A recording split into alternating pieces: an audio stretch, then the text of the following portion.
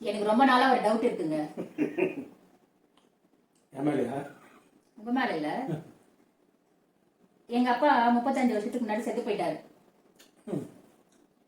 அவர் வந்து அந்த ஏரியால கொஞ்சம் பிரபலம் தான், எல்லாருக்குமே தெரியும். மிலிட்டரிக்காரன்னு சொன்னா எல்லாருக்குமே தெரியும். ஆனா இப்போ அவரை பத்தி நிறைய பேர் ஞாபகம் இருக்குமா என்னன்னு தெரியல. கேட்டா ஆமா அப்படின்னு சொல்லுவாங்களே தவிர அவர் மேல எந்த ஒரு பகையும் இருக்காது, இல்ல எந்த ஒரு புகழ்ச்சின்னு வேணா சொல்லலாம். ஆனா அது பெருசா பேச ஞாபகம் இருக்காது, மறந்துருப்பாங்கன்னு வச்சுக்கோங்க. ஆனா ஒரு மனுஷன் 51 வருஷத்துக்கு முன்னாடி செத்து போயிட்டாரு. அவர் பத்தி பேரை கேட்கும் போதே எதுக்கு அவ்வளவு ஒரு காழ்ப்புணர்ச்சியோட மக்கள் இருக்கிறாங்க? வெறி. அது சொல்றதுக்கு வார்த்தையே இல்ல. அப்படி ஒரு பகையா? அப்போ அவர் பண்ணது ஏதோ ஒண்ணு இவங்களுக்கு உறுத்துதுன்னு தான் அர்த்தம் இல்லையா? அதாவது இடியுது பார் பழமை லோகம் ஈரோட்டு பூகம்பத்தால் அப்படின்னு தந்தை பெரியாரை பத்தி டாக்டர் கலைஞர் சொன்னார். அந்த பூகம்பம் அது உடனேவும் அடங்கிடாது. அதற்கு வந்து பின் அதிர்வுகள்னு சில அதிர்வுகள் எல்லாமும் வரும். அப்படி பெரியார் இறந்து போயிட்டாலும் அவருடைய கொள்கைகள் வந்து அடுத்தடுத்த தலைமுறைகளுக்கும் ஒரு அதிர்வை கொடுக்குது. அந்த அதிர்வு வந்து அந்த பழமை லோகம் இன்னும் இடிஞ்சு இன்னும் தரைமட்டமாகிற வரையிலும் அது அடங்கவே அடங்காது.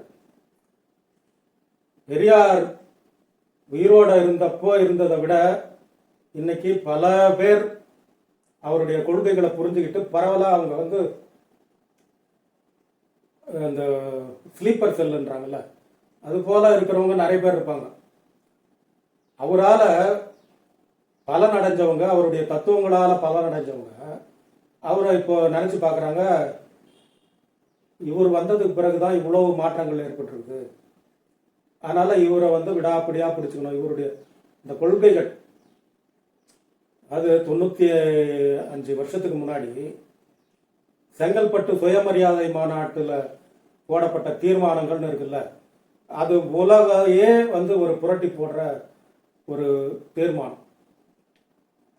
இப்போ சயின்ஸ்லாம் வந்து ஐன்ஸ்டீனுடைய தியரி, டார்வினுடைய தியரி அப்படின்னு எல்லாம் சொல்லுவாங்க இல்லையா, சிக்மண்ட் ஃப்ராய்டனுடைய தியரி அப்படின்னு. அதுபோல இந்த சமூகத்தில் சமூக அறிவியல்ல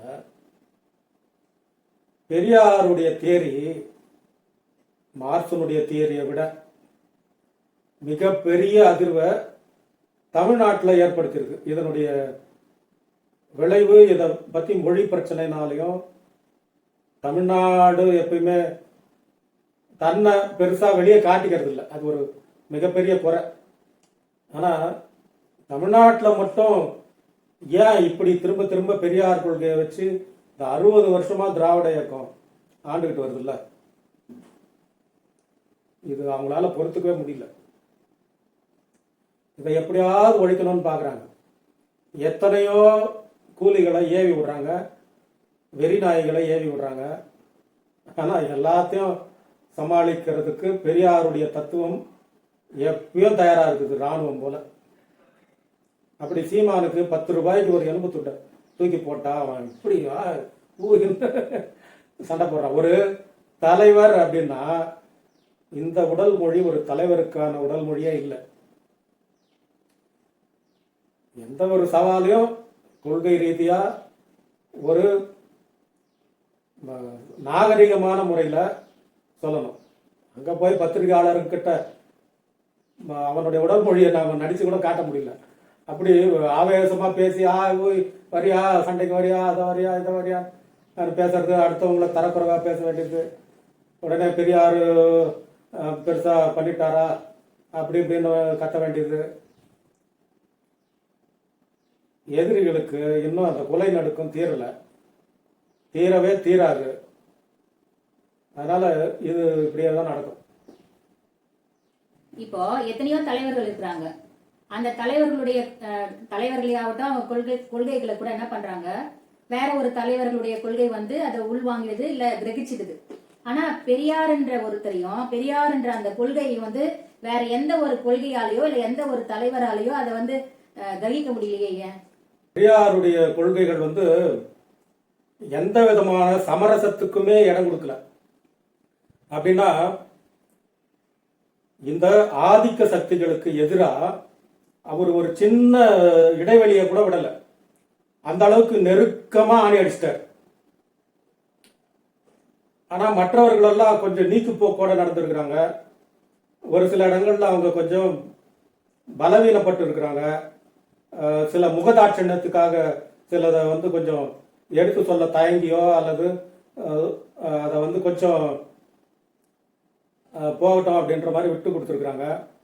ஆனால் பெரியாருடைய கொள்கைகள் பார்த்தா அவருக்கு வந்து எவனும் இன்னொருத்தனுக்கு அடிமையாக இருக்கக்கூடாது. அது எந்த வகையிலையும் அடிமையாக இருக்கக்கூடாது. ஆண் பெண் அடிமையாக இருக்கக்கூடாது, ஜாதி ரீதியாக அடிமையாக இருக்கக்கூடாது, மத ரீதியாக அடிமையாக இருக்கக்கூடாது, மொழி ரீதியாக அடிமையாக இருக்கக்கூடாது, நிலப்பரப்பு ரீதியாக அடிமையாக இருக்கக்கூடாது. வேற எந்த வகையிலையும் ஒரு மனுஷன் பிறப்பால் இன்னொரு மனுஷனுக்கு அடிமையாக இருக்கவே கூடாது அப்படின்றத சொல்லி அவர் எந்த ஒரு வரியிலையும் அதுக்கு இடமே இருக்காது. ஏதாவது ஒரு வரியில அவர் போனா போது இவனுக்கு இவன் அடிமையா இருந்து போகணும் அப்படின்னு சொல்றாருன்னு பார்த்தா கிடையாது. அதுல இந்த பார்ப்பன மதம், வைதிக மதம்ன்ற இந்த இந்து மதத்துக்கு எதிராக அவர் அடிச்ச அடி அவங்களுக்கு இன்னும் வலிக்குது, பரம்பரையா வலிக்குது. சீமான் வந்து ஒரு தலைவர் அப்படின்னு நினைக்க வேண்டிய அவசியமே இல்லை. ஏன்னா அவன் தலைவரே கிடையாது. அவன் வந்து வெறும் கூலிக்கு வேலை செய்யற ஆள், ஒரு அரசியல் ரவுடி அப்படிதான் சொல்லணும். இந்த ஏன்னா தலைவர்கள்னா அவங்க தத்துவங்களை நாகரிகமா எடுத்து வைப்பாங்க, மறுப்பு சொல்லுவாங்க, அதற்கு விவாதம் பண்றதுக்கு தயார்னு சொல்றதுல கூட ஒரு நாகரிகம், கண்ணியம் இருக்கும். ஆனா எதுவுமே இல்லை, போற இடத்துல எல்லாம் கத்த வேண்டியது, ஆர்ப்பாட்டம் பண்ண வேண்டியதுன்னா முதலாளிக்கு நான் விசுவாசமா இருக்கிறேன்றத காட்டிக்கணும் இல்லையா? அதுக்காக இப்படி போட்டு ஒரே சத்தம் போடுறானே தவிர உண்மை என்னன்னா அவனுக்கு எந்த கொள்கையுமே கிடையாது, காசு மட்டும்தான் கொள்கை. சீமான் வந்து அயோத்திதாச பண்டிதர், ரெட்டமலை சீனிவாசன், ராமலிங்க வள்ளலார், ஐயா வைகுண்டர் இவங்கெல்லாம் மட்டும்தான் புரட்சி பண்ணாங்க, பெரியார் ஒன்றும் பெரிய புரட்சி எல்லாம் பண்ணிடல அப்படின்னு சொல்றாரு. நான் என்ன கேட்குறோம், இவங்கெல்லாம் புரட்சி பண்ணாங்க இல்லையா? இதெல்லாம் எடுத்து வைக்காம நீ என்ன வேலை பண்ற? சீமானுக்கு இது நம்ம ஒரு கேள்வி வைக்கிறோம். பெரியார் பண்ணலையா? பெரியார் எந்த புரட்சியும் பண்ணல, ரைட்டு, உனக்கு புரிஞ்சுக்கிட்ட நீ. அவரு எந்த புரட்சியும் பண்ணல, இவங்க 4 பேர் தான் பெரிய புரட்சி பண்ணிட்டாங்கன்னு உனக்கு புரிஞ்சிடுச்சுல்ல. உன்னுடைய வேலை என்னவா இருக்கணும்னா இவங்க 4 பேருடைய தத்துவங்களையும் தெருவா எடுத்துட்டு போகணும். இப்போ கருப்பு சட்டை போட்டவங்க பெரியாரிஸ்ட், பெரியாருடைய கொள்கைகளை டெய்லி தெருவா எடுத்து சொல்றாங்க, ஃபேஸ்புக்கில் போடுறாங்க, ட்விட்டர்ல போடுறாங்க, யூடியூப்ல போடுறாங்க, எங்கெல்லாம் வாய்ப்பு கிடைக்குமோ அங்கெல்லாம் பேசுறாங்க இல்லையா? நீ என்ன பண்ணோம், இவங்க 4 பேர் தத்துவங்களையும் வாய்ப்பு கிடைக்கிற இடத்துல எல்லாம் பேசணும்.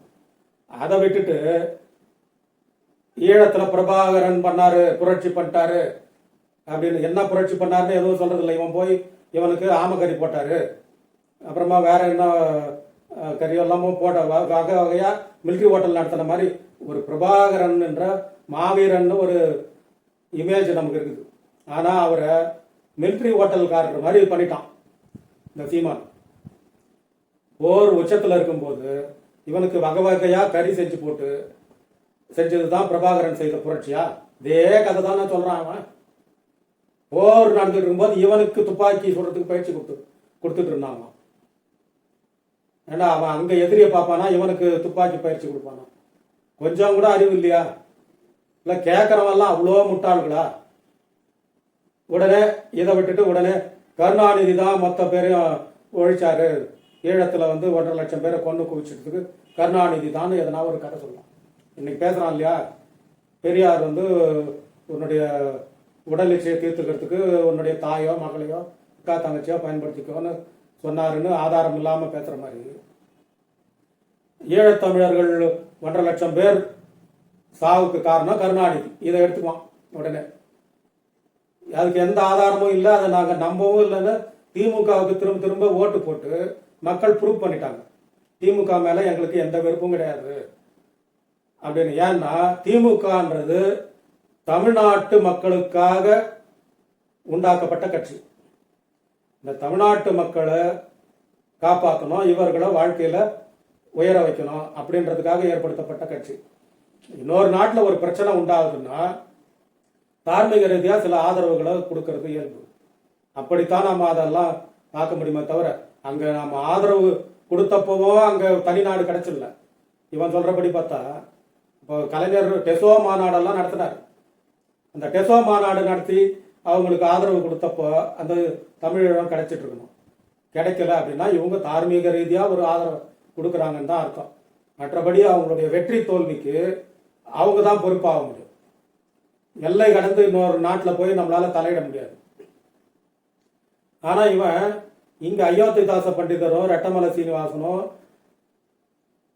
ஐயா வைகுண்டரும் ராமலிங்க வள்ளலாரும் செய்த புரட்சிகரமான கருத்துக்களை எடுத்து சொல்ற வேலையை விட்டுட்டு அங்க போய் ஆமகரி தின்ன கதைய மேடையா பேசுறான். தேர்தலுக்கு கிட்ட வரும்போது கருணாநிதி ஈழ மக்களை அழிச்சு கொண்டுட்டாரு அப்படின்னு பேசுறான். ஆனா இந்த தமிழ்நாட்டு மக்கள் அதை காதலியா வாங்கிக்கல. திரும்ப திரும்ப திமுகவுக்கு வெற்றியை கொடுக்குறாங்க. அவன் வெட்டியா இந்த விஷயத்த பேசிட்டு இருக்கிறான். ஆக பெரியார்ன்ற ஒரு தத்துவத்தை அழிக்கவே முடியாது. இன்னும் 1000 சீமான்கள் கூட வரட்டும், பெரியார் தத்துவத்தை அழிக்கவே முடியாது. 1000 சீமானுக்கு பல லட்சம் பெரியாரிஸ்டுகள் உருவாயிட்டாங்க. அதனால இவன் என்னமோ பெரியார் அழிச்சிடலான்ட்டு அவங்களுடைய முதலாளிகள் எவனே ஏவறாங்க, அண்ணாமலையே ஏவறாங்க. அதாவது பார்ப்பனியம் எப்படி பல வகையில் வரும். அதாவது நேரடியாக எதிர்க்கிறது ஒன்று, அப்புறம் அப்படியே பக்கத்தில் நெருங்கி வந்து அழிக்கிறது. நான் என்னுடைய கொள்கை வழிகாட்டி பெரியார் தான் சொல்ற விஜய் ஒரு பக்கம் அப்படி சொல்லியாவது அப்படி கொஞ்சம் பேர் அவர் பக்கம் எடுத்துட்டா திமுகவுக்கு ஓட்டு குறைஞ்சிரும் அப்படின்னு. ஆனால் பெரியாரை அழிக்கவே முடியாது. உங்களுடைய எல்லா ஆயுதமும் வீணா போகும், அவ்வளோதான். எல்லாமே முனைமழுங்கி பெரியார் காலடியில் விழுமே தவிர இந்த தத்துவத்தை அழிக்கிறதுக்கு ஒரே ஒரு வழிதான் இருக்கு. இந்த உலகமே முழுக்க அழிஞ்சு போயிடும். அது வரையில இந்த தத்துவம் இருக்கும். சேனலை சப்ஸ்கிரைப் செய்யுங்கள், லைக் பண்ணுங்க, கமெண்ட் பண்ணுங்க, ஷேர் பண்ணுங்க. தேங்க்யூ, நன்றி.